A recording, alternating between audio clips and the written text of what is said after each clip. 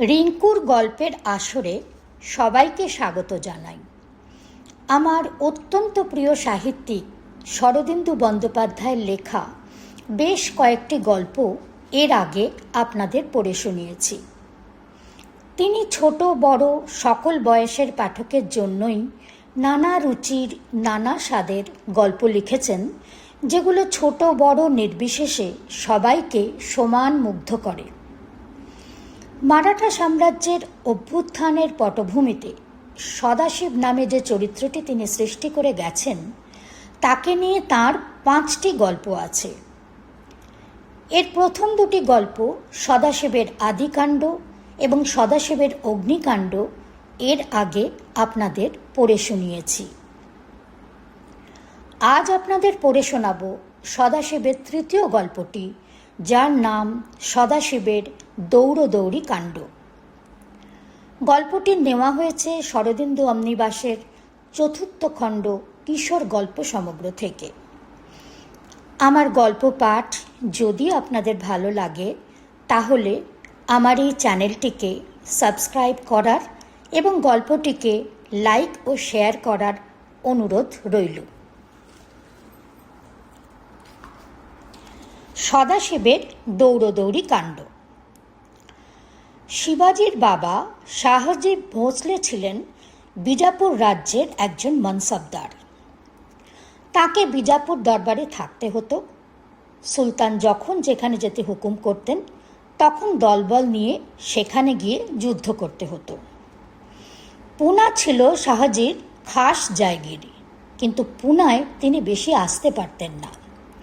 শিবাজি তাঁর মা জিজাবাইকে নিয়ে পুনায় থাকতেন। বাপের সঙ্গে ছেলের দেখা সাক্ষাৎ হতো না। এই কারণে শিবাজি পিতৃশাসনের বাইরে স্বাধীনভাবে মানুষ হয়ে উঠছিলেন। বড় হয়ে শিবাজি যখন বিজাপুরের দুর্গগুলি একে একে দখল করতে আরম্ভ করলেন, তখন সুলতান মোহাম্মদ আদিল শাহ শাহজিকে ডেকে বললেন, এ কী রকম কথা?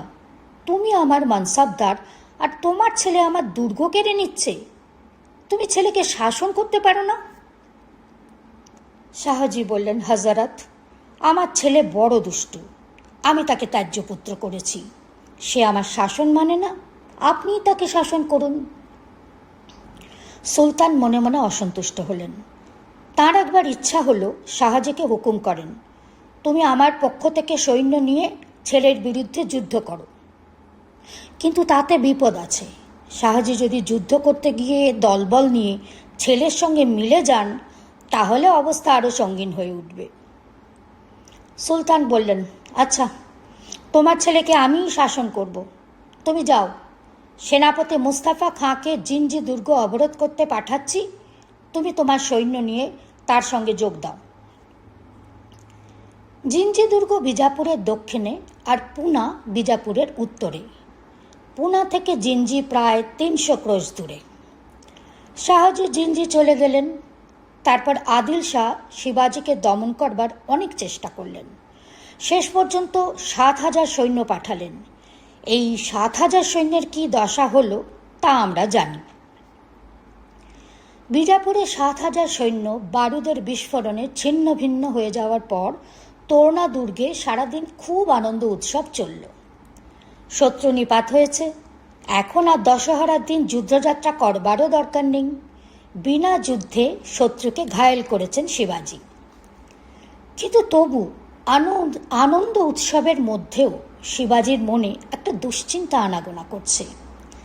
এই সেনানিপাতের খবর যখন বিজাপুর দরবারে পৌঁছবে, তখন সুলতান কি করবেন? শিবাজিকে শাসন করার ক্ষমতা তার নেই, কিন্তু শিবাজির বাবা শাহজি তার মুঠোর মধ্যে। রাগের জ্বালায় সুলতান যদি শাহজিকে হত্যা করেন? পরদিন বিকেলবেলা শিবাজি বন্ধুদের নিয়ে পরামর্শ করতে বসলেন। বন্ধুদের মধ্যে তানাজি, জেসাজি আর বাজি পাসলকর। মা জিজাবাইও বসে মন্ত্রণা শুনছেন। ছেলেদের মন্ত্রণার সময় জিজাবাই প্রায়ই উপস্থিত থাকেন। হাজার হোক, ওরা ছেলে মানুষ, যদি কাঁচা কাজ করে ফেলে তাই তিনি নজর রাখেন। কিন্তু নিতান্ত দরকার না হলে কথা বলেন না। সদাশিব সেদিন মন্ত্রণা সভায় ছিল না। সারাদিন হৈ হৈ করার পর সে আস্তাবলে গিয়ে নিজের ঘোড়াকে ডলাই মলাই করছিল। ঘোড়াটি কয় মাসে খেয়ে দিয়ে বেশ মোটা তাজা হয়েছে। সদাশিব, কে ডাকছে? তানাজির মোটা ভরাট গলা। সদাশিব তাড়াতাড়ি আস্তাবল থেকে বেরিয়ে ওপরের দিকে তাকালো। ছাদের আলসের কাছে দাঁড়িয়ে তানাজি হাতছানি দিয়ে তাকে ডাকছেন। সদাশিব ঘোড়ার ডলাই মলাই ছেড়ে তখনই ওপরে উঠে গেল। নিশ্চয়ই গুরুতর ব্যাপার।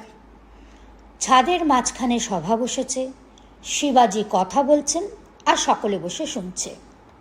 সদাশিব চুপি চুপি গিয়ে শিবাজির পিছনে বসল। শিবাজি বলছেন, বিজাপুরে খবর পৌঁছতে অন্তত 4-5 দিন লাগবে। একবার খবর পৌঁছলে চারিদিকে হৈ হৈ পড়ে যাবে। তখন সুলতান কি করবেন কিছুই বলা যায় না। তাই খবরটা সুলতানের কাছে পৌঁছানোর আগেই বাবার কাছে পৌঁছানো দরকার। তারপর খবর পেয়ে তিনি যা ভালো বুঝবেন তাই করবেন। বাজি পাসলকার বললেন, ঠিক কথা। আগে খবর পেলে শাহজি পুনায় পালিয়ে আসতে পারেন, তখন আর সুলতান তার নাগাল পাবেন না। শিবাজি বললেন, হ্যাঁ, কিন্তু বাবা বিজাপুরে উপস্থিত না থাকতে পারেন। হয়তো সুলতানের হুকুমে তাকে অন্য কোথাও যেতে হয়েছে। তিনি যেখানেই থাকুন তার কাছে খবর যাওয়া চাই।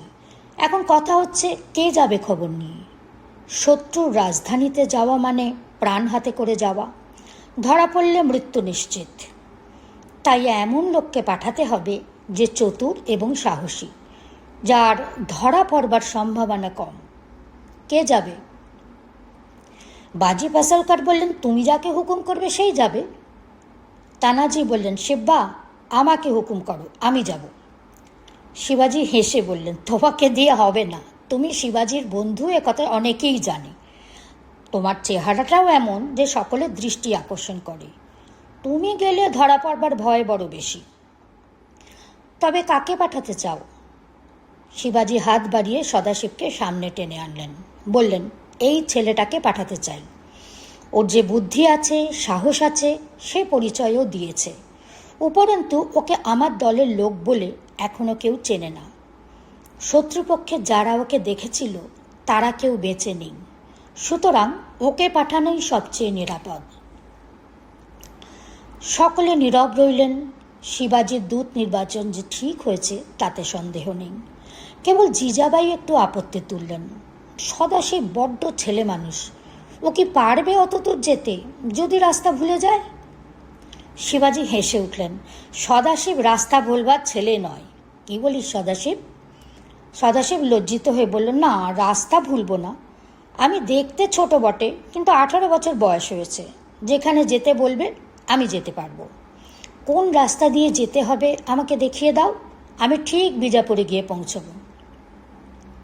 শিবাজি বললেন, রাস্তা তোকে দেখিয়ে দেব, ঘোড়ায় চড়ে যেতে হবে, যত শিগগির পারিস পৌঁছতে হবে।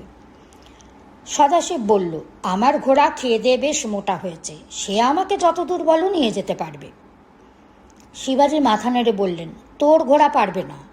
রাস্তায় অনেক নদী পার হতে হবে, তোর ঘোড়া সাঁতার কাটতে পারবে না, টুপ করে ডুবে যাবে।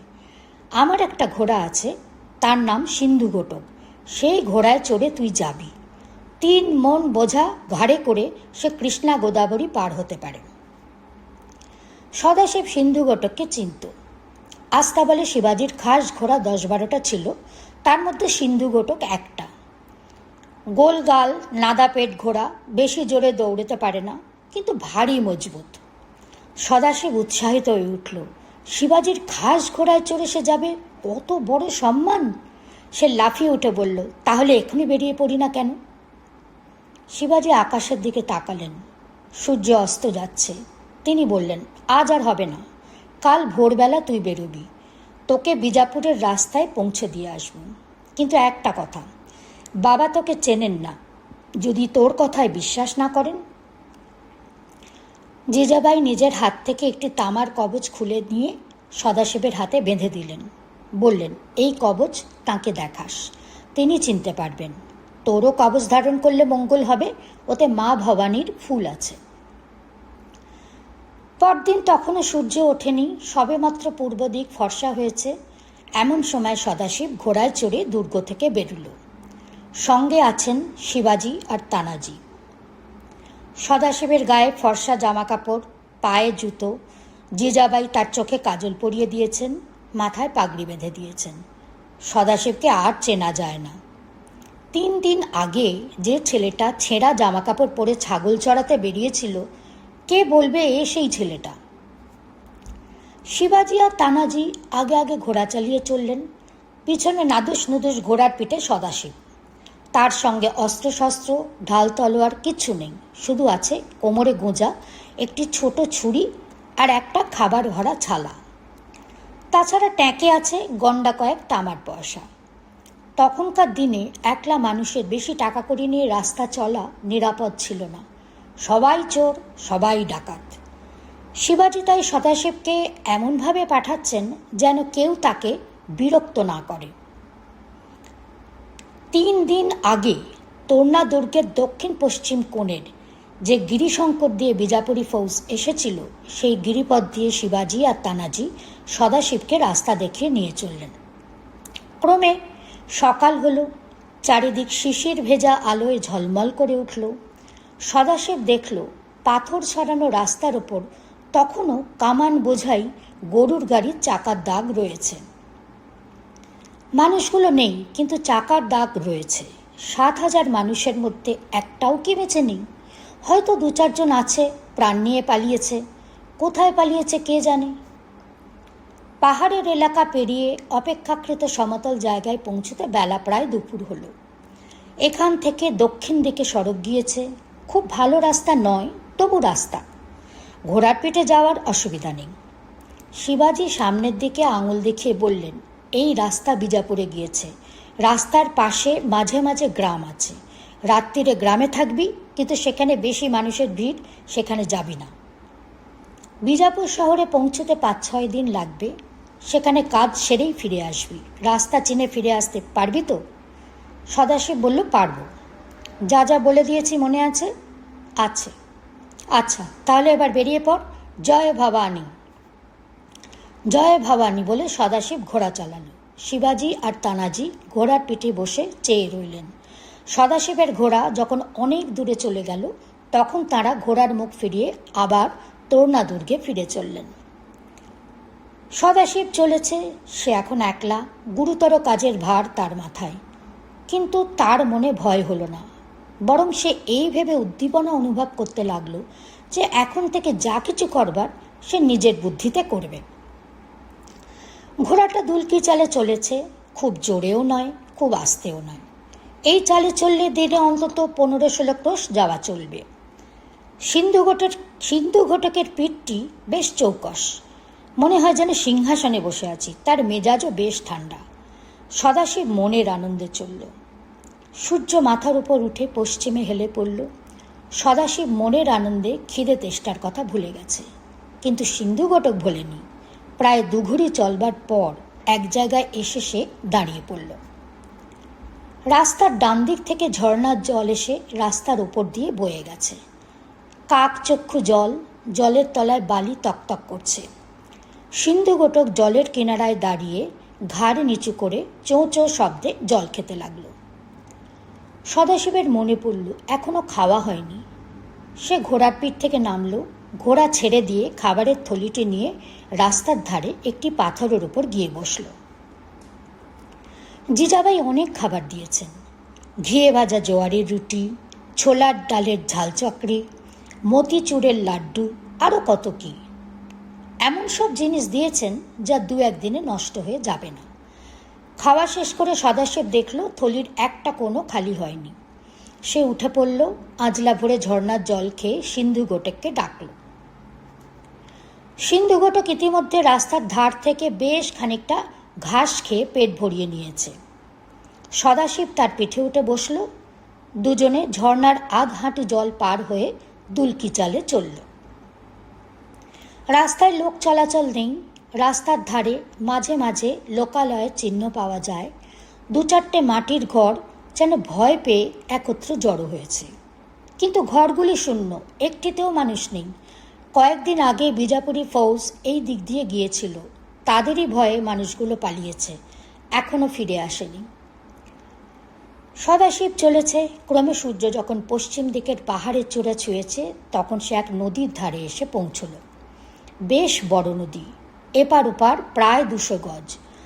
সদাশিব আন্দাজ করল এই নীরা নদী। নীরা নদী সহ্যাদ্রির থেকে বেরিয়ে আরও পূব দিকে গিয়ে ভীমা নদীর সঙ্গে মিলেছে। নদীর কিনারে রাস্তার ধারে গ্রাম রয়েছে, কিন্তু গ্রামে মানুষ নেই। ঘাটের কাছে একটা নৌকা আধ ডুবন্ত অবস্থায় কানা জাগিয়ে আছে, বোধহয় খেয়ার নৌকা। এইখানে নদী পার হতে হবে, কারণ রাস্তাটা এইখানে নদীতে ডুব দিয়ে ওপারে গিয়ে উঠেছে। সদাশিব ঠিক করল আজ রাত্রিটা এইখানেই কাটাবে।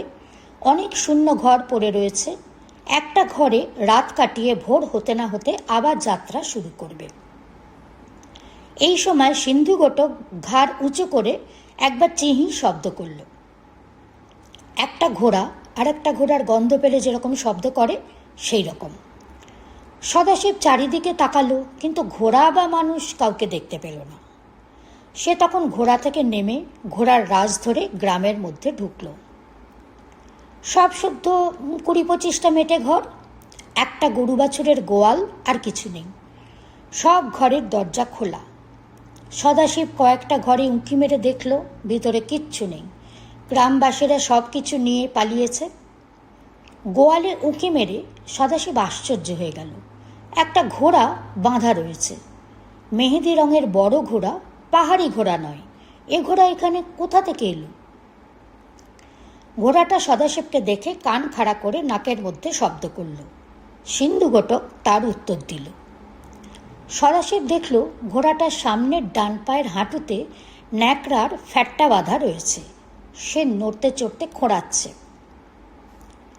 সদাশিব আস্তে আস্তে গোয়াল ঘরের সামনে থেকে সরে এলো। ঘোড়ার মালিক নিশ্চয়ই এই গ্রামের মধ্যে আছে, কিন্তু বেশি দিন নয়, আজই এখানে এসেছে। কোথা থেকে এসেছে? কোথায় যাচ্ছে? সামনে আসছে না কেন? তবে কি চোর ডাকাত?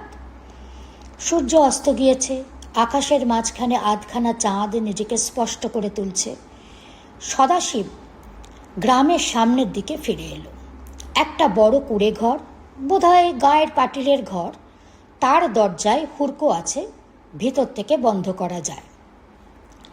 সদাশিব ঠিক করলো এই ঘরেই রাত কাটাবে। ঘরের সামনে খানিকটা খোলা মাঠ, তাতে বেশ বড় বড় ঘাস গজিয়েছে। সিন্ধুঘটক এই মাঠে চড়বে। সদাশিব সিন্ধুঘটকের মুখ থেকে লাগাম খুলে নিল, পিঠ থেকে কম্বল খুলে ঘরের মধ্যে রাখল। এই কম্বলটা হবে তার বিছানা। তারপর সে ঘরের দোরে বসে থলি নিয়ে রাত্রির খাওয়া খেতে বসল। কিন্তু তার মনে অস্বস্তি লেগে আছে। গোয়ালে বাঁধা খোড়া ঘোড়ার মালিক কে? এখানে লুকিয়ে আছে কেন? ঘোড়া বেঁধে রেখে যদি চলে গিয়ে থাকে? না, তা সম্ভব নয়। এই কুঁড়েঘরগুলোর মধ্যেই কোথাও লুকিয়ে আছে। ঘোড়া ফেলে কেউ চলে যায় না। একটা ঘোড়া যখন, মানুষও নিশ্চয়ই একটা। কিন্তু লুকিয়ে আছে কেন? সদাশিবকে দেখে ভয় পেয়েছে তাই লুকিয়ে আছে? ইতিমধ্যে জ্যোৎস্না ফুটেছে। নীলাভ কুয়াশার মতো ঝাপসা আলোয় চারিদিক আচ্ছন্ন। সদাশিব খাওয়া সেরে নদীর ধারে গিয়ে জল খেয়ে এলো। কোথাও জনমানুষের সারা শব্দ নেই। সিন্ধুঘটক নিশ্চিন্ত মনে ঘাস খাচ্ছে। সদাশিব দোরের হুড়কো লাগিয়ে শুয়ে পড়ল। একটা মানুষ যদি থাকি তাতে ভয় কি? সদাশিবের কাছে ছুরি আছে। সে ছুরিটি কোমর থেকে বার করে মাথার পাশে নিয়ে শুল। কাল ভোরেই উঠে নদী পার হতে হবে। অনেক রাত্রে সিন্ধুঘটকের নাকঝাড়ার শব্দে সদাশিবের ঘুম ভেঙে গেল। দরজার পাশে ছোট্ট ঘুলঘুলি, তাই দিয়ে সে বাইরে উঁকি মারল। তখনও চাঁদ অস্ত যায়নি, কিন্তু অস্ত যেতে বেশি দেরিও নেই। সিন্ধুঘটক ঘাস খেয়ে পেট ভরিয়ে মাঠের মাঝখানে বসে আছে। একটা লোক খোড়া ঘোড়াটার লাগাম ধরে তার কাছে এসে দাঁড়িয়েছে। চাঁদের আলোয় সদাশিব লোকটার মুখ দেখতে পেল। মুখে দাড়ি। লোকটা আঙুলে তুড়ি দিয়ে মুখে চুক চুক শব্দ করল, কিন্তু সিন্ধুঘটক উঠল না, আবার নাক ঝাড়া দিল। লোকটা সন্তর্পণে চারিদিকে তাকিয়ে সিন্ধুঘটক কোমরে আস্তে একটা লাথি মারল, যাতে সে উঠে দাঁড়ায়। সিন্ধুঘটক কিন্তু উঠল না। মুহূর্ত মধ্যে সদাশিব সমস্ত ব্যাপার বুঝতে পারল। লোকটা কে, কেন এখানে লুকিয়ে আছে, তার ঘোড়া কেন খোঁড়া, কিছুই বুঝতে বাকি রইল না। সে ঘুলঘুলি দিয়ে গলা বাড়িয়ে মুখে বিকট শব্দ করল। লোকটা চমকে উঠে এক লাফে নিজের ঘোড়ার পেটে উঠে বসলো, তারপর ল্যাংচাতে ল্যাংচাতে পালালো। সদাশিব তখন হুড়কো খুলে বাইরে এলো, দেখলো ঘোড়সওয়ার নদীর দিকে যাচ্ছে। তারপর ছপাত ছপাত শব্দ হলো, ঘোড়া নদী পার হচ্ছে। সদাশিব ঘরে ফিরে এসে আবার দরজায় হুড়কো লাগালো। লোকটা মুসলমান। বিজাপুরের যে ফৌজ তোরনা আক্রমণ করতে এসেছিল, লোকটা সেই দলে ছিল, ঘোড়াটাও ছিল। কোনো রকমে ওদের দুজনেরই প্রাণ বেঁচে যায়, কেবল ঘোড়াটার হাঁটু জখম হয়। তখন ঘোড়ায় চড়ে লোকটা বিজাপুরে খবর দিতে যাচ্ছে। পাছে শিবাজির এলাকায় ধরা পড়ে, তাই লুকিয়ে লুকিয়ে যাচ্ছে। সদাশিব ঠিক করলো যেমন করে হোক ওই লোকটার আগে তাকে বিজাপুরে পৌঁছতে হবে। কিন্তু আজ রাত্রেই তাকে তাড়া করবার দরকার নেই, ঘোড়ায় চড়ে সে কত দূর যাবে। সদাশিব আবার কম্বলের ওপর শুয়ে পড়ল। শুয়ে শুয়ে সে ভাবতে লাগলো, লোকটা বোধহয় সিন্ধুঘটককে চুরি করবার মতলবে ছিল। ভাগ্যিস ঠিক সময় তার ঘুম ভেঙে গিয়েছিল, নইলে সকালবেলা উঠে দেখতো সিন্ধুঘটক অদৃশ্য হয়েছে, তার বদলে ঘোড়াটা দাঁড়িয়ে আছে। ভোরের আলো ফুটতে না ফুটতে সদাশিব বেরিয়ে পড়ল। নদীর জল সূর্যোদয়ের আগে বেশি ঠান্ডা মনে হয় না, তাই নদী পার হতে তার বেশি কষ্ট হলো না। নীরা নদী এখানে প্রায় 200 গজ চওড়া হলেও কিনারার জল গভীর নয়, মাঝখানে আন্দাজ 50 গজ অথই জল। সিন্ধুঘটক সদাশিবকে পিঠে নিয়ে স্বচ্ছন্দে সাঁতার কেটে নদী পার হয়ে গেল। সদাশিব কেবল পা দুটো তুলে তার পিঠের ওপর বসে রইল। নদী থেকে উঠে সিন্ধুঘটক একবার গা ঝাড়া দিল। সদাশিব আরেকটু হলেই তার পিঠ থেকে ছিটকে পড়ে যাচ্ছিল, কোনো রকমে সামলে নিল। তারপর সিন্ধুঘটক আবার দুলকি চালে চলতে আরম্ভ করল। রাস্তায় রাহি নেই, রাস্তার ধারে একটা ছোট গ্রাম পড়ল, কিন্তু গ্রামে জনমানব নেই, শূন্য চারিদিক। তার মাঝখান দিয়ে পাহাড়ি রাস্তা উঠছে নামছে, কখনো গিরিস্কন্ধের আড়ালে অদৃশ্য হয়ে যাচ্ছে। ঘোড়ার সওয়ারকে কিন্তু দেখা গেল না, সে বোধহয় সারা রাত ঘোড়া চালিয়ে অনেক দূর এগিয়ে গেছে। বেলা বাড়তে লাগলো, ক্রমে দুপুর হলো। একটি গ্রাম। সদাশিব দূর থেকে দেখল এখানে 2-4 জন লোক ফিরে এসেছে। গ্রামের সামনে দিয়ে যাবার সময় সদাশিব ঘোড়া দাঁড় করালো, হাত তুলে হাঁক দিল, কিন্তু গ্রামবাসীরা কেউ কাছে এলো না। লাঠি হাতে সন্দিগ্ধভাবে দূরে দাঁড়িয়ে রইল। সদাশিব আবার হাঁক দিল। তখন একজন বুড়ো লোক এগিয়ে এসে বলল, তুমি কে, কি চাও? সদাশিব বলল, আমি রাহি, জরুরি কাজে বিজাপুরে যাচ্ছি। তোমরা আমাকে দেখে ভয় পাচ্ছ কেন? বুড়ো বলল, বিজাপুরের সিপাহীরা আমাদের গ্রাম লুটে নিয়েছে। তুমি কি বিজাপুরের দলের লোক? সদাশিব বলল, না না, আমি পুনার লোক, দেখছো না আমি মারাঠি। বুড়ো বলল, তবে বিজাপুরে যাচ্ছ কেন? এই প্রশ্নের জবাব সদাশিবের তৈরি ছিল। সে বলল, আমার মামাকে খুঁজতে যাচ্ছি। বলতে পারো এই রাস্তা দিয়ে ঘোড়ায় চড়ে কেউ গিয়েছে? বুড়ো বলল, হ্যাঁ হ্যাঁ, খুব ভোরবেলা গিয়েছে, তখনও সূর্য ওঠেনি। সেই বুঝি তোমার মামা? মামাই বটে, একেবারে সাক্ষাৎ কংস মামা। সদাশিব আর দাঁড়ালো না, ঘোড়া চালিয়ে দিল। ঘোড়ার সওয়ার রাতারাতি অনেক দূরে এগিয়ে গিয়েছে। যা হোক, সন্ধ্যার আগেই সদাশিব তাকে ধরে ফেলবে। রাস্তায় আর বড় নদী নেই, তবে ছোটোখাটো ঝর্ণা অনেক আছে। সদাশিব ঘোড়ার পিঠে বসে বসেই দুপুরের খাওয়া শেষ করল। ঘোড়াটাকে ঘাস খাবার জন্য কিছুক্ষণ ছেড়ে দিল, তারপর আবার চলল। কিন্তু ঘোড়ার দেখা নেই। সন্ধে হয়, সূর্য ডুবু। কোথায় গেল ঘোড়াটা? তবে কি রাস্তা ছেড়ে পাহাড়ের পথ ধরেছে? রাস্তায় পাহাড়ের পথে যাওয়া ঘোড়ার কম্য নয়, নিশ্চয়ই রাস্তা দিয়ে যাচ্ছে। কিন্তু গেল কোথায়? সন্ধ্যা হলো, চাঁদের আলো ফুটল। সেই কালকের চাঁদ আজ একটু বড় হয়েছে। সদাশিব থামল না, চলতেই লাগলো। যদি একটা শূন্য গ্রাম পায়, তা শূন্য ঘরে রাত কাটাবে, নইলে গাছের ডালে রাত কাটাতে হবে। তাছাড়া খাবারও ফুরিয়ে এসেছে, বড়জোর কাল সকাল পর্যন্ত চলবে, খাবার জোগাড় করতে হবে। ঘোড়াটাও ক্লান্ত, চলতে চলতে থেমে যাচ্ছে, আবার তার পেটে গোড়ালির গুঁতো মেরে চালাতে হচ্ছে।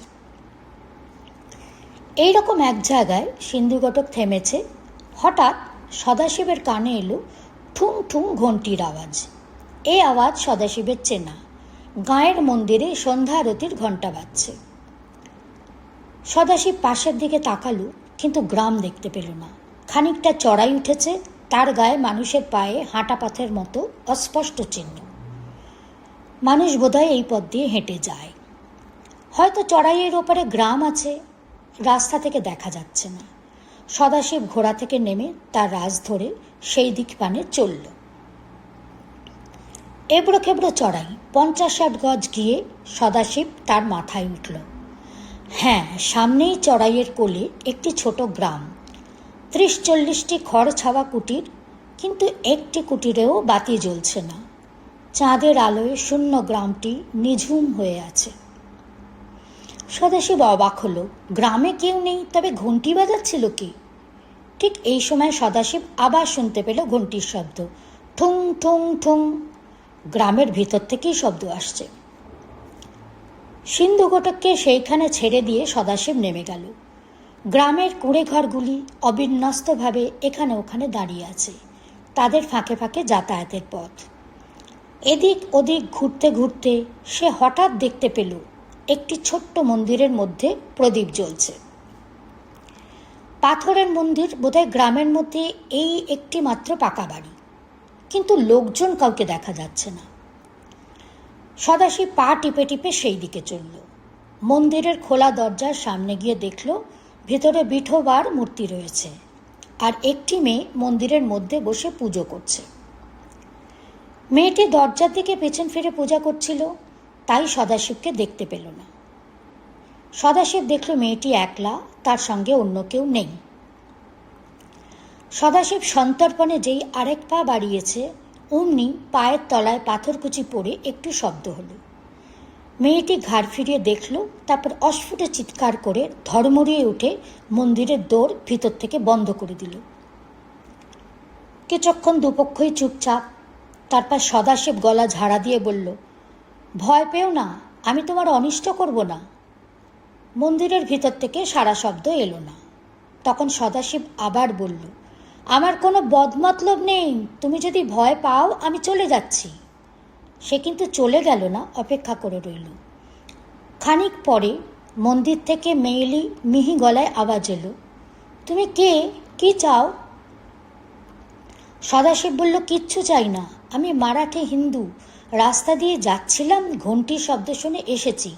এটা কি বিঠ্ঠলের মন্দির? ভিতর থেকে মেয়েটি বলল, হ্যাঁ, তুমি বিজাপুরের সিপাহী নাও? সদাশিব বলল, না, আমি পুনা থেকে আসছি। আবার খানিকক্ষণ চুপচাপ। তারপর খুট করে শব্দ হলো, দরজা একটু ফাঁক করে মেয়েটি উঁকি মারল। সে দেখল আগন্তুক ছেলে মানুষ, তার হাতে অস্ত্রশস্ত্রও নেই, শুধু একটা ঝুলি। দরজা আরেকটু ফাঁক করে সে বলল, তোমার নাম কি? সদাশিব। এখানে কি চাও? বলেছি তো কিছু চাই না, মন্দিরের ঘণ্টি শুনতে পেয়ে এসেছি। তুমি বিঠ্ঠলের পূজা করছিলে? হ্যাঁ। সদাশিব মন্দিরের পৈঠায় মাথা ঠেকিয়ে প্রণাম করল। তারপর বলল, গাঁয়ের লোকজন কেউ নেই কেন? মেয়েটি এবার বেরিয়ে এলো, বলল, বিজাপুরি সিপাহীরা এসেছিল, তাই গাঁয়ের লোক সব পালিয়েছে, পাহাড়ের গুহার মধ্যে লুকিয়ে আছে। সদাশিব এবার মেয়েটিকে ভালো করে দেখল। সামনের থেকে চাঁদের আলো আর পিছন থেকে প্রদীপের আলো তার গায়ে পড়েছে।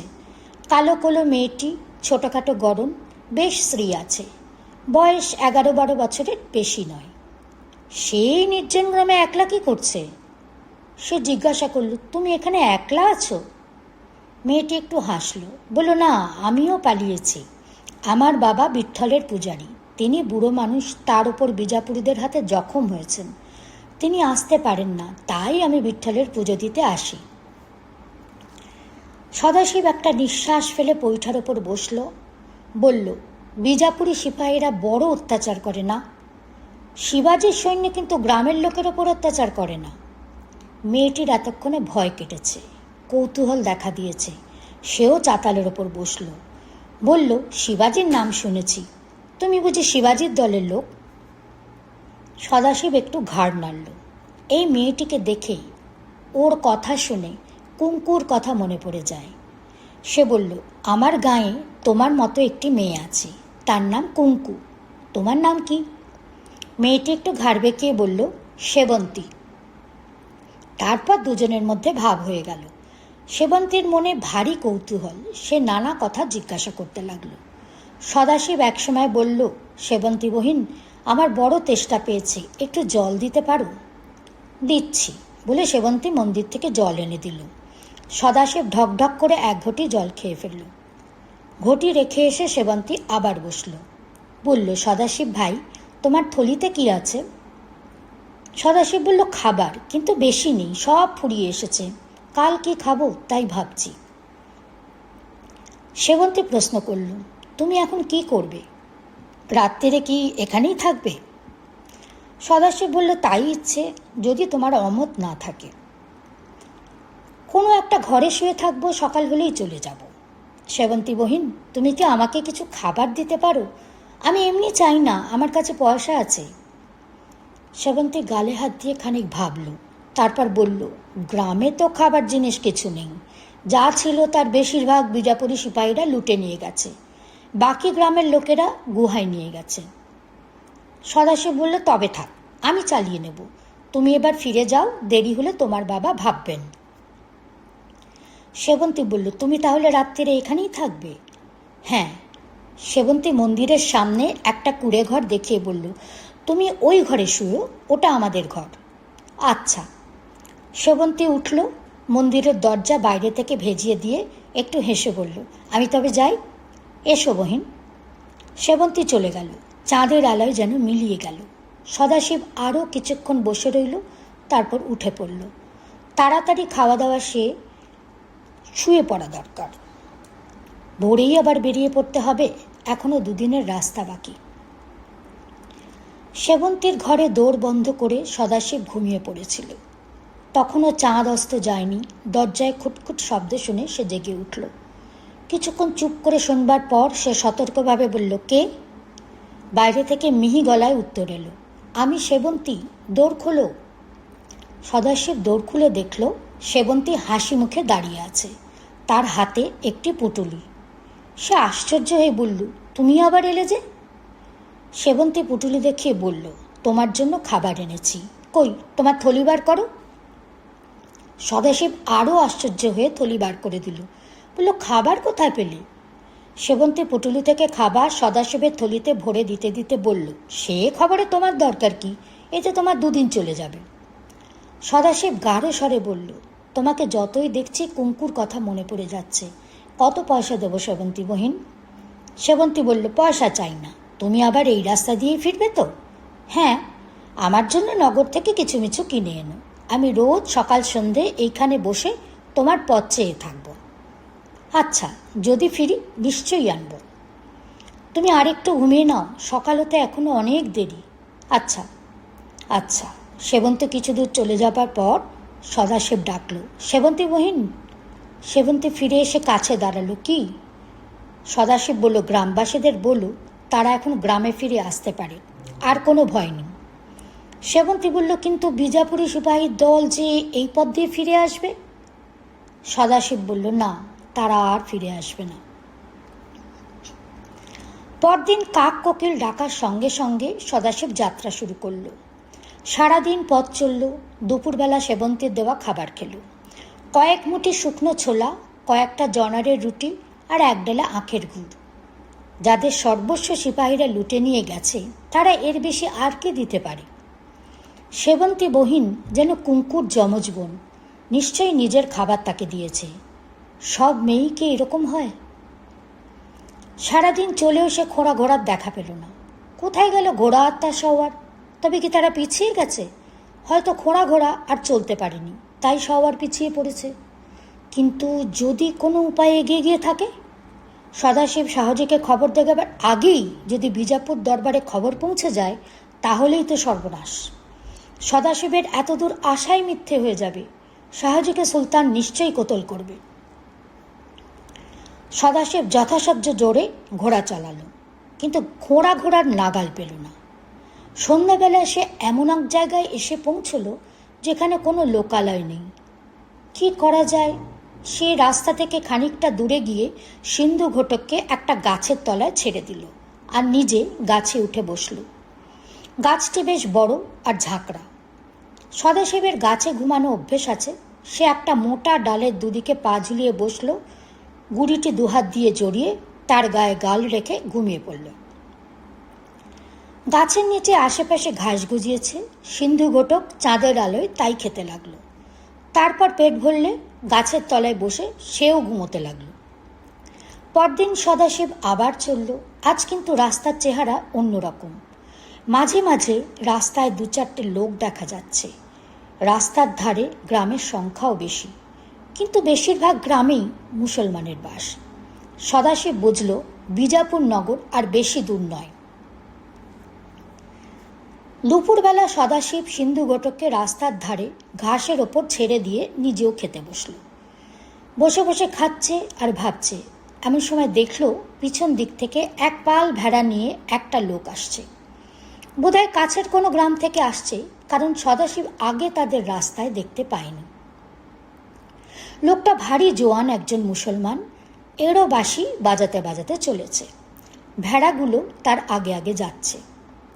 সদাশিবের সামনাসামনি এসে লোকটা বাঁশি থামালো, একগাল হেসে বলল, কি সাঙাত, এখানে বসে কি হচ্ছে? সদাশিব দেখল লোকটা বেশ ফুর্তিবাজ। সেও হেসে বলল, খাচ্ছি, খেয়েই আবার রওনা দিতে হবে। বিজাপুর আর কত দূর বলতে পারো? লোকটা বলল, তুমি বিজাপুর যাচ্ছ? হ্যাঁ। লোকটা সিন্ধু ঘটকের দিকে তাকালো, তারপর বলল, তোমার ঘোড়া আছে দেখছি, তবু আজ বিজাপুরে পৌঁছতে পারবে না। আজ রাত্রিটা পথেই কাটাতে হবে। কাল বেলা 2 ঘড়ি আন্দাজ শহরে পৌঁছবে। তুমি কোথায় যাচ্ছ? লোকটা হো হো করে হেসে বলল, আমিও বিজাপুরে যাচ্ছি। আমি পৌঁছবো পরশু। এত ভেড়া নিয়ে যাচ্ছ কেন? ভেড়া কাটবো, বিক্রি করব। আমি কসাই। লোকটা বাঁশি বাজাতে বাজাতে চলে গেল। কিছুক্ষণ পরে খাওয়া শেষ করে সদাশিব সিন্ধু ঘটকের পিঠে চড়ে রওনা হলো। কিছু দূর এগিয়ে ভেড়ার পাল আর কসাইয়ের সঙ্গে আবার দেখা। কসাই বাঁশি বাজাতে বাজাতে চলেছে। হেসে বলল, বিজাপুরে আবার দেখা হবে। ভালো মাংস চাও তো আমার দোকানে এসো। পিটবক্স কসাইয়ের নাম সবাই জানে। এমন মাংস আর কোথাও পাবে না। হো হো করে হেসে সে আবার বাঁশি বাজাতে লাগলো। সদাশিব এগিয়ে চলল। ভাবল, ভারী মজাদার কসাই তো। অবশ্য পিটবক্স কসাইয়ের সঙ্গে তার আর দেখা হয়নি। সেদিন সন্ধ্যাবেলা সদাশিব এক নদীর ধারে পৌঁছল। নদী খুব চওড়া নয়, গভীরও নয়, তবে নৌকো চলে। ওপারে একটা খড় বোঝাই নৌকো বাঁধা রয়েছে। নদীর ধারে এক গাদা খড় ডাঁই করা রয়েছে। সদাশিব নদী পার হলো। নদীর জল সিন্ধু ঘটকের পেট পর্যন্ত পৌঁছল। ওপারে গিয়ে সদাশিব দেখল নৌকায় মাঝি মাল্লা কেউ নেই।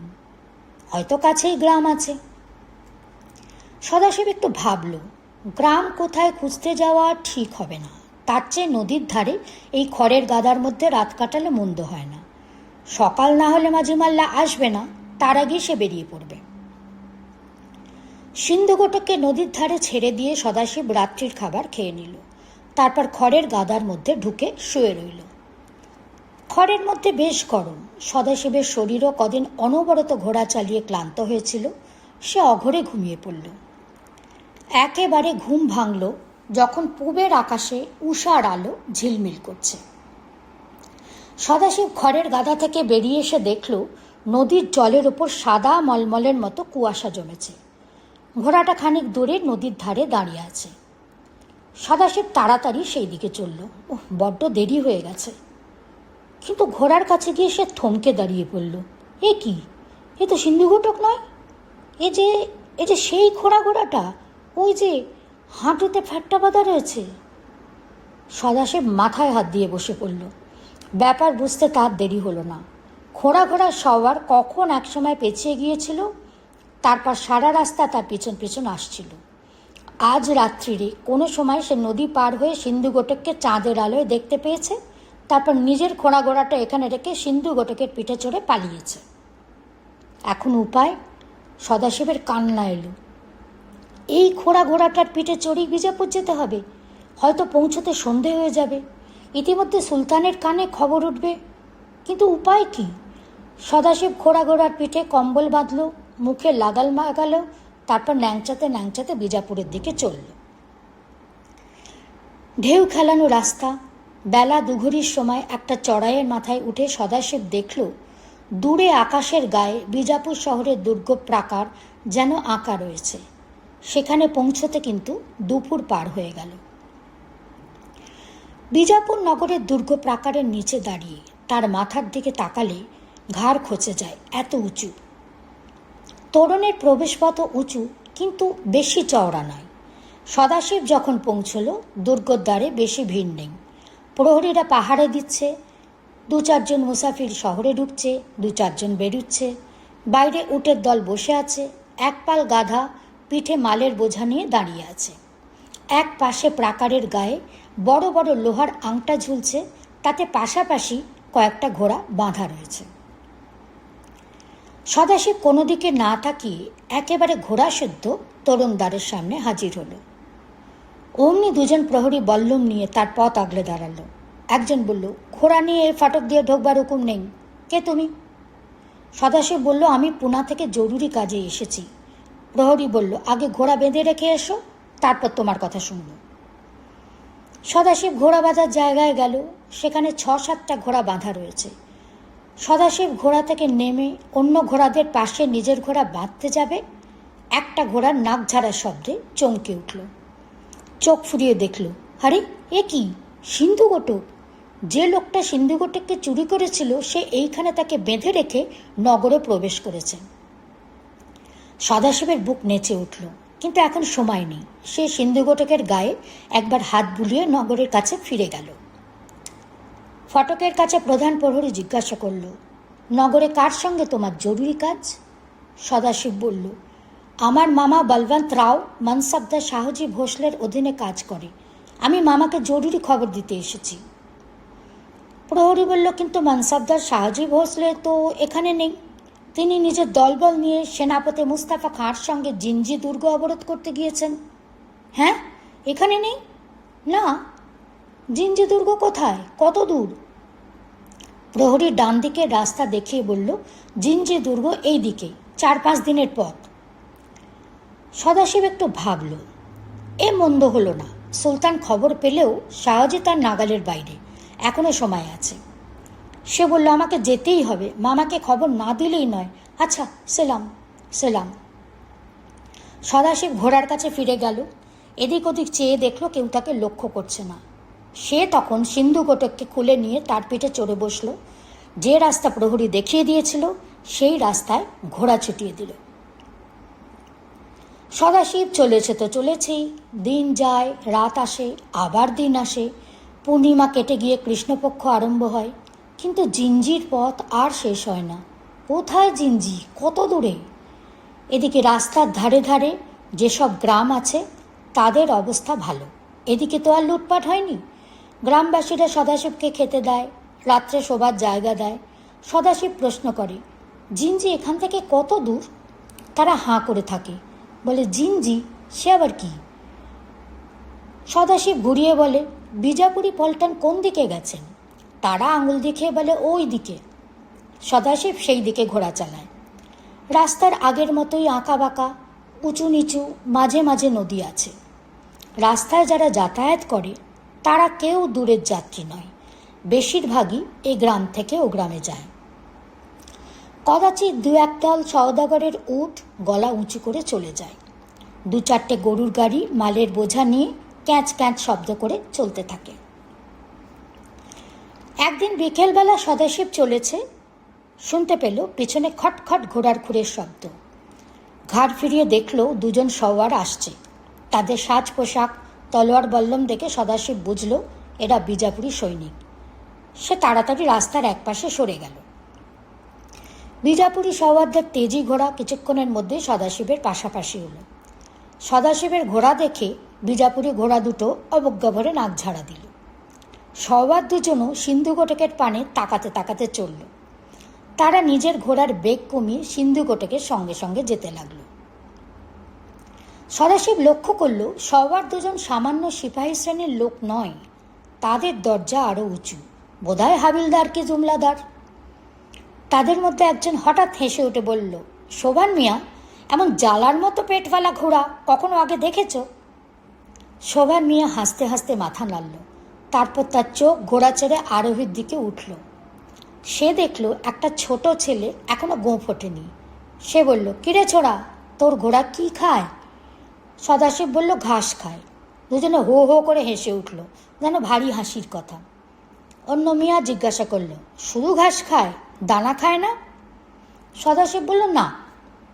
শোভান মিয়া বলল, তবে বোধহয় হাওয়া খায়। হাওয়া খেয়ে খেয়ে পেট ফুলে গেছে, উঠতে পারে? সদাশিব মাথা নেড়ে বলল, হুম। শোভান মিয়া বলল, তবে পক্ষীরাজ নয়, পক্ষীরাজ হলে উঠত। কি বলো হায়দার মিয়া? এইভাবে হাসি মশকরা করতে করতে দুই মিয়া সদাশিবের সঙ্গে সঙ্গে চলল। কিছু দূর চলবার পর হায়দার মিয়া সদাশিবকে জিজ্ঞাসা করল, তোর নাম কি রে, কোথায় যাবি? আমার নাম সদাশিব, আমি জিঞ্জি যাব। তুইও জিঞ্জি যাবি? জিঞ্জিতে তোর কি দরকার? মামার সঙ্গে দেখা করা দরকার। দুজনেই বেশ আশ্চর্য হয়েছে মনে হলো। হায়দার মিয়া সন্দেহভরা চোখে তার পানে তাকিয়ে বললেন, তোর বাড়ি কোথায়, কোথা থেকে আসছিস? পুনা থেকে। পুনা থেকে? হায়দার মিয়া শোভান মিয়া একবার মুখ চাওয়াচাই করল। তারপর হায়দার মিয়া কড়া সরে বলল, তুই জিঞ্জিতে কার কাছে, কি জন্যে যাচ্ছিস? সব কথা খুলে বল, নইলে কেটে ফেলবো। সদাশিব কাঁদো কাঁদো হয়ে বলল, আমি তো বলতেই যাচ্ছিলাম। বল, সত্যি কথা বলবি। সদাশিব তখন শিবাজির সেখানে গল্প বলল। আমার মামা বলবন্তরাও নাইক বিজাপুরের মনসাবদার শাহজির সৈন্যদলের একজন হাবিলদার। পুনায় মামার ঘর বাড়ি জমিজেরাত আছে, মালদার লোক। মামা পুনায় থাকে না, শাহজির ফৌজের সঙ্গে বিজাপুরে থাকে। আর মামি ছেলেপুলে নিয়ে পুনায় থাকে। আমিও মামার বাড়িতে থাকি। 1 মাস আগে শিবাজির দলের ডাকাতেরা মামার ঘর বাড়ি লুটে নিয়ে গেছে, তাই আমি মামাকে খবর দিতে বেরিয়েছিলাম।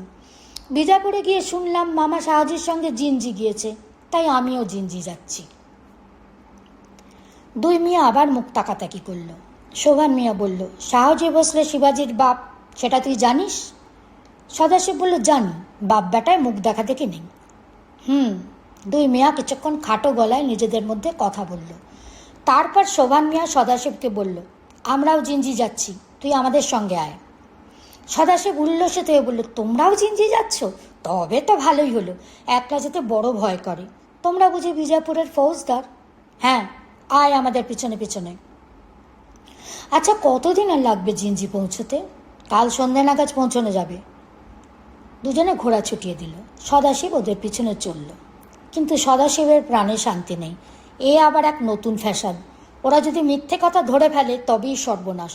ওরা নিশ্চয়ই বিজাপুরের দরবারের দূত জিঞ্জিতে যাচ্ছে শাহজিকে বন্দি করতে। এখন উপায়, যেমন করে হোক ওদের আগে শাহজিকে সাবধান করে দিতে হবে।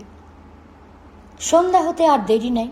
এমন সময় সদাশিব এক গ্রামে এসে উপস্থিত হলো। মিয়ারা আগেই এসেছে। গ্রামের বেশিরভাগ লোক মুসলমান, 2-4 ঘর হিন্দু আছে। সদাশিব দেখল মিয়াদের ঘোড়া দুটিকে দুজন ষণ্ডা লোক দলাই মলাই করছে। মিয়া দুজন খোলা জায়গায় খাটিয়া পেতে বসেছে, ফার্সিতে তামাকু খাচ্ছে। গ্রামবাসীরা অনেকে খাটিয়া ঘিরে উপুু হয়ে বসেছে, হাসি গল্প হচ্ছে। সদাশিবকে দেখে শোভান মিয়া বলল, আরে তুই এসেছিস? আমি ভেবেছিলাম তোর ঘোড়াটা আর রাস্তার মোড় শুয়ে ঘুমিয়েই পড়েছে। সদাশিব ঘোড়া থেকে নামলো, যেন মিয়া রসিকতা বুঝতেই পারেনি। এমনি সরলভাবে বলল, ঘুমোয়নি, বড্ড থকে আছে কি না, তাই বেশি জোরে ছুটতে পারে না। আমি কি আজ এই গ্রামেই থাকতে পাবো? হায়দার মিয়া বলল, হ্যাঁ পাবি, আমরাও থাকবো, তুইও থাকবি। কাল সকালে একসঙ্গে বেরোব। সদাশিব মিয়াদের মতলব বুঝল। তারা তাকে চোখের আড়াল করতে চায় না, বোধহয় কিছু সন্দেহ করেছে। কিন্তু সদাশিবের মতলব অন্যরকম। ওদের আগে তাকে জিঞ্জি পৌঁছতেই হবে। ওরা যদি শাহজির নামে গ্রেপ্তারি পরোয়া নিয়ে জিঞ্জি যাত্রা করে থাকে, তাহলে যেমন করে হোক ওদের আগে শাহজির ছাউনিতে পৌঁছানো দরকার। সে রাত্রে সদাশিব একজন হিন্দু গ্রামবাসীর ঘরে খাওয়া দাওয়া করে তার দাওয়ায় শুয়ে রইল। অনেক রাত্রি পর্যন্ত সে ঘুমের ঘোরে শুনতে পেল মিয়ারা খানাপিনা হইহুল্লোড় করছে। শেষ রাত্রে তার ঘুম ভাঙল। কৃষ্ণপক্ষের আধখানা চাঁদ আকাশের মাঝখানে, জ্যোৎস্নায় চারিদিক ঝিমঝিম করছে। গ্রাম নিশুতি।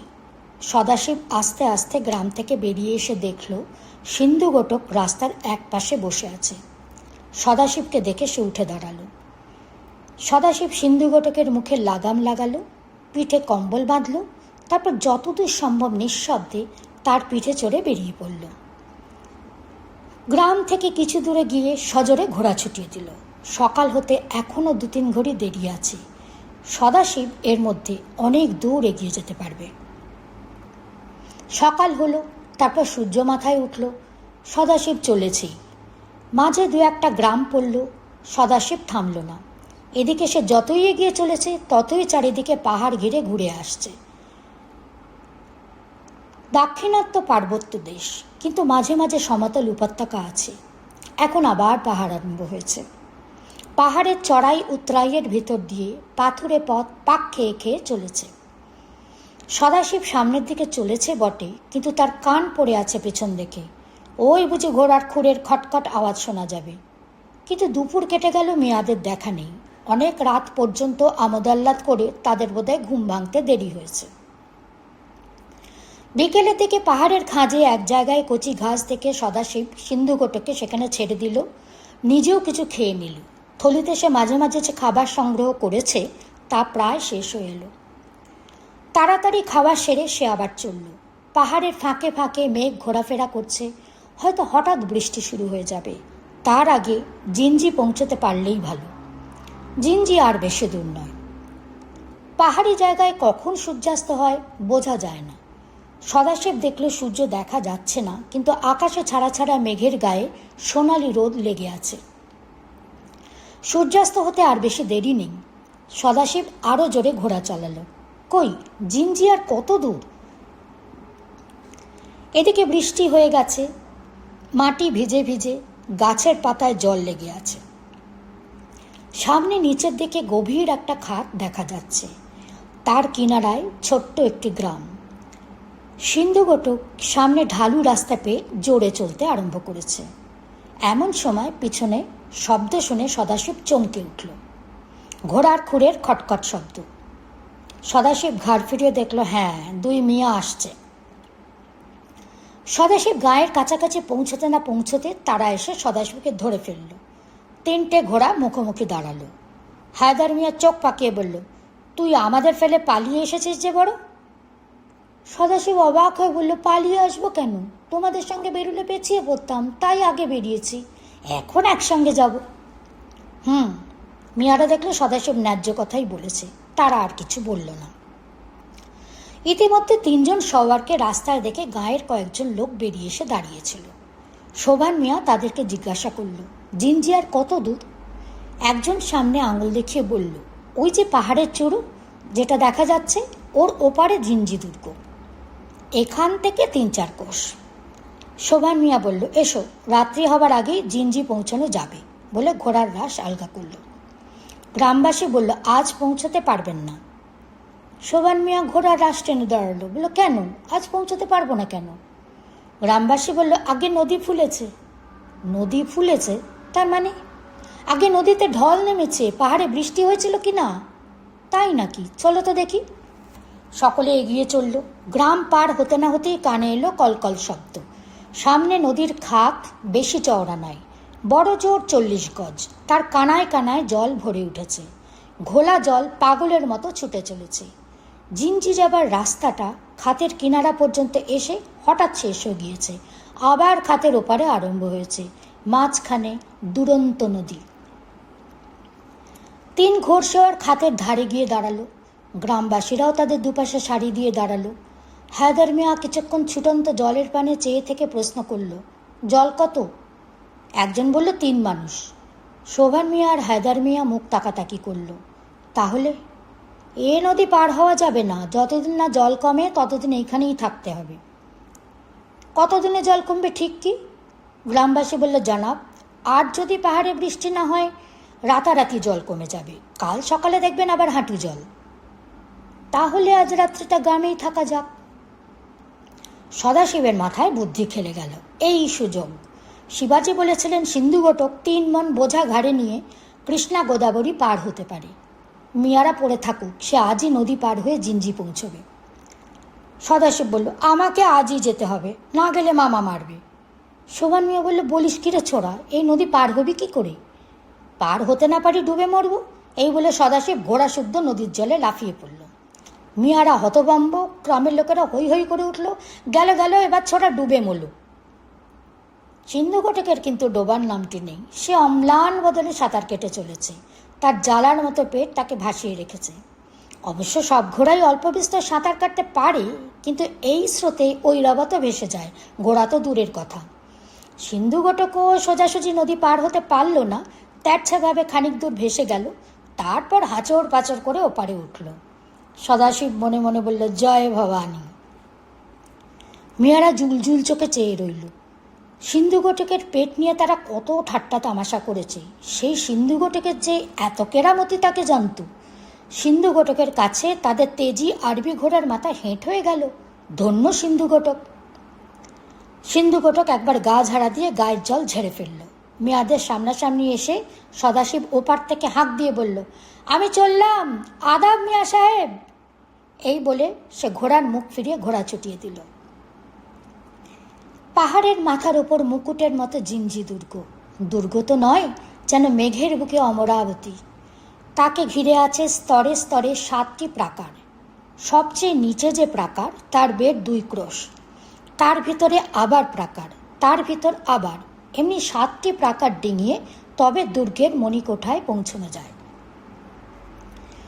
বিজাপুরে সেনাপতি মুস্তাফা খাঁ তার সৈন্যদল নিয়ে জিঞ্জি দুর্গ ঘিরে বসেছেন, কিন্তু 6 মাসেও দুর্গের প্রথম প্রাকার ভেদ করতে পারেননি। তিনি প্রাকারের বাইরে থানা দিয়ে বসে আছেন।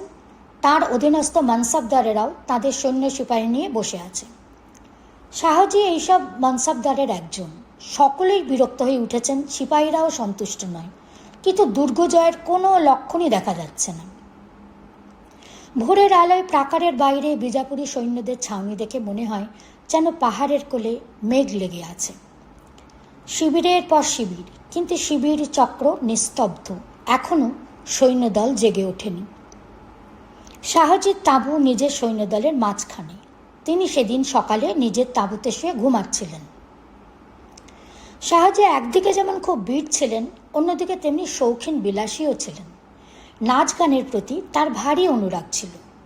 কাল অনেক রাত পর্যন্ত নাচ গান আমোদ প্রমোদে কাটিয়ে তিনি ঘুমিয়েছিলেন। ভোর হতে না হতেই তাঁবুর বাইরে কথা কাটাকাটির আওয়াজ শুনে তার ঘুম ভেঙে গেল। বিরক্তভাবে বিছানায় উঠে বসে তিনি শুনতে পেলেন তাঁবুর দ্বাররক্ষী কাকে যেন বলছে, এই তুই কে রে? 7 সকালে মানসাবদারের দেখা চাস? এখন দেখা হবে না, মানসাবদার ঘুমাচ্ছেন, যা 2 ঘড়ি পরে আসিস। একটি তরুণ মারাঠি কণ্ঠ মিনতি করে বলছে, বড় জরুরি কাজ, দেরি করলে সর্বনাশ হয়ে যাবে। মানসাবদারের ছেলে শিবাজি ভোসলে আমাকে পাঠিয়েছেন। দ্বাররক্ষী বলছে, শিবাজির কাছ থেকে আসছিস? তার নিশান আছে? আছে, কিন্তু সে তুমি চিনতে পারবে না। তুমি একবারটি মানসাবদারের কাছে ইত্তালা দাও। এই সময় শাহজি ভিতর থেকে হাঁক দিলেন, ওরে, কে এসেছে? তাকে আমার কাছে নিয়ে আয়। তখন দ্বাররক্ষী সদাশিবকে শিবিরের মধ্যে নিয়ে গেল। শিবিরের দেয়াল মখমল দিয়ে মোড়া, ছাদ কিংখাবের, মেঝে পুরো পার্সি গালিচা। শাহজি খাটের উপর মলমলে চাদর ঢাকা বিছানায় বসে আছেন, চোখ দুটি লাল, মুখে বিরক্তির ভাব। অসময়ে কে তার ঘুম ভাঙালো? সদাশিবকে দেখে তিনি কিছুক্ষণ ভুরু কুচকে চেয়ে রইলেন, তারপর বললেন, কে তুই? কোথা থেকে এসেছিস? সদাশিব বলল, আমার নাম সদাশিব, শিবাজি আমাকে পাঠিয়েছেন, আমি তোরনা দুর্গ থেকে আসছি। শাহজি বললেন, বটে, নিশান দেখি। এই যে নিশান। সদাশিব তার কাছে গিয়ে হাতে বাঁধা তামার কবজ দেখালো। মা জিজাবাই বলেছেন এই তাবিজ দেখলে তুমি চিনতে পারবে। শাহজি তাবিজ দেখলেন, তার মুখের চেহারা বদলে গেল। দ্বার রক্ষীকে হাত নেড়ে বিদায় করে তিনি সদাশিবকে কাছে টেনে নিলেন। বললেন, জিজা তোকে পাঠিয়েছে? শিববা পাঠিয়েছে? বস তুই আমার কাছে। সদাশিব খাটের কিনারায় বসল। শাহজি ধরা ধরা গলায় বললেন, কেমন আছে রে তারা? কতদিন যে তাদের দেখিনি। সদাশিব বলল, সবাই ভালো আছেন। শিবাজি একটা জরুরি খবর দিতে আমাকে তোমার কাছে পাঠিয়েছেন। জরুরি খবর? কি খবর? সদাশিব তখন এক নিঃশ্বাসে সমস্ত খবর বলল। শাহাজি তার মুখের দিকে চোখ রেখে সব শুনলেন। বলা শেষ হলে তিনি কিছুক্ষণ স্তব্ধ হয়ে বসে রইলেন। তারপর তার চোখ দিয়ে জল পড়তে লাগলো। শেষে তিনি ভাঙা ভাঙা গলায় বললেন, শিব্বা, জিজা, আমি ওদের কোনোদিন খবর নিইনি, কিন্তু ওরা আমাকে এত ভালোবাসে, আমাকে বাঁচাবার জন্য এত দূরে খবর পাঠিয়েছে। এই বলে তিনি সদাশিবের গলা জড়িয়ে ধরে আরও জোরে কাঁদতে লাগলেন। সদাশিব বলল, আর কিন্তু বেশি সময় নেই, সুলতানের পরোয়ানা নিয়ে এক্ষুনি লোক এসে পৌঁছবে। শাহাজি চোখ মুছে বললেন, আসুক, আমি পরোয়া করি না, আমার যা হবার হবে। তুই শিব্বার কাছে ফিরে যা, তাকে বলিস আমার জন্যে যেন সে বিজাপুরের সঙ্গে যুদ্ধবন্ধ না করে। মারাঠা দেশে বিজাপুরে যত দুর্গ আছে সব শিব্বা কেড়ে নিক, দেশে হিন্দু রাজ্য স্থাপন করুক। আমার তো গোলামি করে জীবন কেটে গেল, শিব্বা যেন কারো গোলাম না হয়। সদাশিব বলল, কিন্তু সুলতান যদি তোমাকে কোতল করে? শাহাজি বলল, শাহাজি ভোসলেকে কোতল করা অত সহজ নয়। এখনও 5,000 সিপাহী আমার রুটি খায়। কিন্তু সে যাক, শিব্বাকে বলিস আমার কথা যেন না ভাবে, আমি নিজের ভাবনা নিজে ভাবব। তবে শিব্বা যেন আমাকে একেবারে ভুলে না যায়। শাহাজির চোখে আবার জল এসে পড়ল। আবার কান্নাকাটি শুরু হচ্ছে দেখে সদাশিব উঠে পড়ল। বলল, আমি তাহলে এবার যাই, তোমার সব কথা শিব্বা রাজাকে বলবো। শাহাজি তার হাত ধরে কিছুক্ষণ তার পানে চেয়ে রইলেন। বললেন, কি ছেলে রে তুই, এতটুকু ছেলের এত বুদ্ধি, এত সাহস, একলাই শত্রুপুরীতে এসেছিস। তার পিঠ চাপড়ে দিয়ে বললেন, সাব্বাস, এই তো চাই, যার বুদ্ধি আর সাহস আছে সে পৃথিবী জয় করতে পারে, তোরাও পারবি। তিনি বালিশের তলা থেকে এক মুঠি মোহর নিয়ে সদাশিবকে দিলেন। এই নে তোর রাস্তার খরচ, আর এই নে আংটি, এটা জিজাকে দিস। তার সঙ্গে যদি আর দেখা না হয়, এই আমার শেষ উপহার। হীরের আংটি নিজের আঙুল থেকে খুলে শাহাজি সদাশিবকে দিলেন। কাঁই বিচির মতো হীরেটা ঝকমক করে উঠল। সদাশিব আংটি আর মোহর কোমরে গুজল, তারপর শাহাজিকে প্রণাম করে বাইরে এলো। শাহাজি জল ভরা চোখে তার পানে চেয়ে রইলেন। সদাশিব ফিরে চলেছে, তার বুকে কার্যসিদ্ধির আনন্দ, ট্যাঁকে মোহর আর আংটি, সে যেন হাওয়ায় উড়ে চলেছে। মুস্তাফা খাঁর ছাউনি পার হয়ে সে একবার পিছন ফিরে তাকালো। ছাউনির সিপাহীরা জেগে উঠেছে, তাদের মাথার উপর জিঞ্জি দুর্গের বিরাট আয়তন আকাশ ভেদ করে উঠেছে, সকালবেলার কাঁচা রৌদ্রে ঝলমল করছে। জিঞ্জি দুর্গ পিছনে রেখে সদাশিব এগিয়ে চলল। ঘরের দিকে তার মন টানছে, শিবাজির দিকে মন টানছে। সিন্ধু ঘটকও বোধহয় বুঝতে পেরেছে সে মোটা পেট নিয়ে লাফিয়ে লাফিয়ে ছুটেছে। সদাশিব ভাবতে ভাবতে চলেছে, শিবাজি রাজাকে দেখবার জন্য তার মন আনচান করছে। মা জিজাবাইয়ের আঙুলে আংটি পরিয়ে দেবার জন্য প্রাণ ছটফট করছে। কিন্তু তোরনা দুর্গে ফিরে যেতে 12-14 দিন লাগবে। সেবন্তী বহিন বলেছিল নগর থেকে কিছুমিছু আনতে।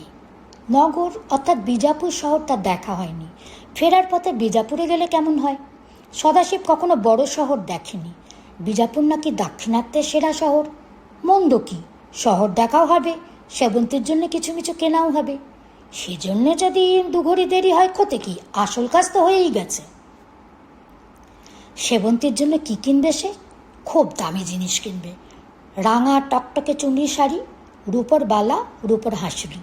সদাশিবের তো আর পয়সার অভাব নেই, ট্যাঁকে করকরে মোহর। সেবন্তীকে মনে পড়লে কুঙ্কুর কথাও মনে পড়ে। কুঙ্কু গ্রামে আছে, সে জানেও না সদাশিব কোথায়। কুঙ্কুর জন্য কিছু কিনবে না? অবশ্য কিনলেও কুঙ্কুকে দেওয়া হবে না, আবার কবে কুঙ্কুর সঙ্গে দেখা হবে কে জানে। তবু কুঙ্কুর জন্যও সে কিছু কিনবে, কিনে নিজের কাছে রেখে দেবে, তারপর যখন দেখা হবে। কুঙ্কুর জন্য কি কিনবে? শাড়ি? গয়না? একটা আংটি কিনলে কেমন হয়, সোনার আংটি। শাহাজি জিজাবাইকে যেমন আংটি দিয়েছেন, সেও তেমনি কুঙ্কুকে আংটি দেবে। সামনে ঘোড়ার খুলের আওয়াজ পেয়ে সদাশিবের চমক ভাঙল। সে চোখ তুলে দেখল, ওই রে, শোভান মিয়া আর হায়দার মিয়া আসছে। এতক্ষণে তারা নদী পার হয়েছে। সদাশিব চট করে বুদ্ধি স্থির করে নিল। সামনাসামনি হতেই মিয়ারা রাশ টেনে ঘোড়া থামালো। হায়দার মিয়া কটমট করে তাকিয়ে বলল, কিরে, তুই এখনই ফিরে যাচ্ছিস যে? সদাশিব কাঁদো কাঁদায় বলল, আমার মামা মরে গেছে, লড়াই করতে করতে মরে গেছে, তাই তাড়াতাড়ি মামিকে খবর দিতে যাচ্ছি। নদীর জল কি কমে গেছে? হ্যাঁ। আচ্ছা, তাহলে আদাব। সদাশিব ঘোড়া চালিয়ে দিল, আর পেছন ফিরে চাইল না।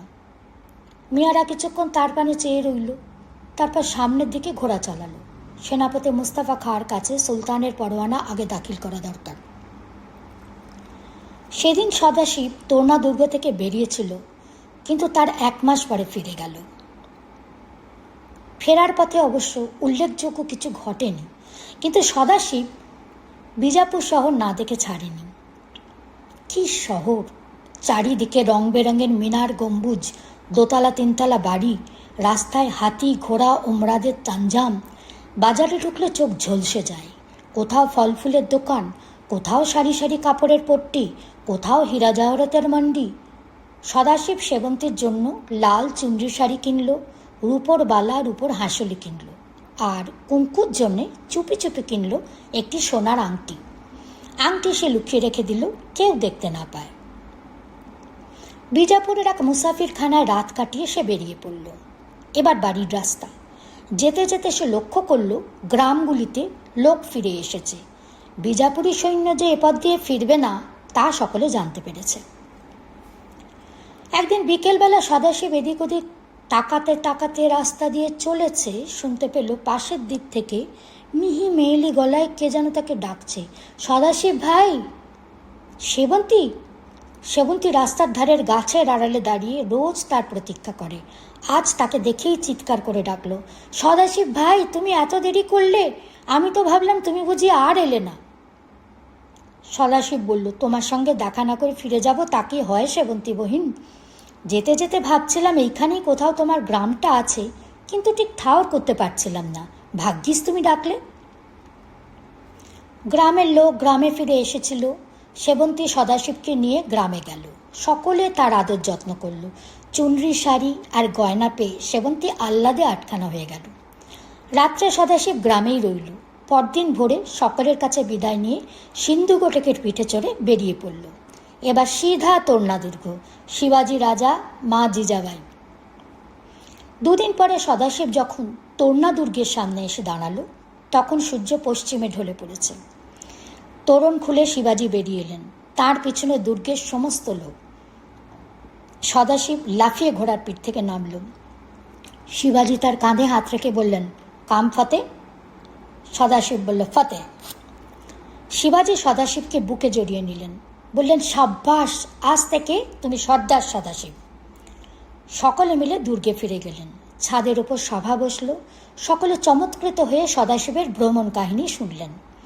শাহজি ছেলেকে হিন্দু রাজ্য স্থাপনের আদেশ দিয়েছেন শুনে সবাই হর্ষধ্বনি করে উঠলেন। মা জিজাবাইয়ের চোখে আনন্দের জ্যোতি ফুটল। সদাশিব হীরের আংটি বের করে জিজাবাইকে দিয়ে বলল, এই নাও মা, এই আংটি মনসবদার তোমার জন্য পাঠিয়েছেন। আংটি হাতে নিয়ে জিজাবাই চিনতে পারলেন, তার চোখ জলে ভরে উঠল। তিনি সদাশিবের হাত ধরে উঠে দাঁড়ালেন, চোখ মুছে বললেন, সদাশিবকে এবার তোরা ছেড়ে দিই। সব তো শুনলি, আর যদি কিছু শুনতে চাস কাল শুনিস।